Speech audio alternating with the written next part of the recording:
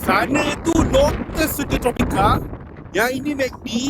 Sebelah ni ada satu tempat tersorok yang ramai lagi orang belum tahu. Masuk dalam ni, first korang cari lift pergi tingkat 3. Welcome to Emerald Moon. Kat sini kita menjadikan pelbagai original Chinese cuisine, tapi yang paling special adalah kita punya handmade dim sum.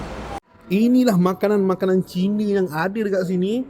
Dan antara yang paling special dalam punya dim sum, yang ni.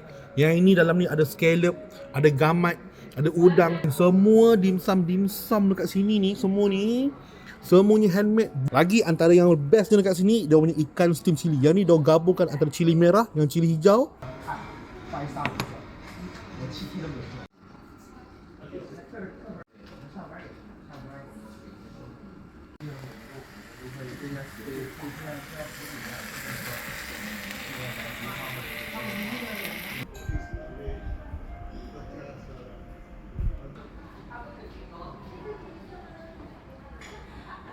Drinks pula korang boleh try dia punya kopi C ataupun dia punya soya. Untuk dessert, diorang ada egg tart. Yang ini pula macam cendol guna santan, tapi dalam dia ada macam-macam jenis buah. Ruang makan dia pun luas. Korang nak makan kat meja bulat macam ni boleh, meja yang macam ni pun boleh. Nak makan bilik VIP pun ada.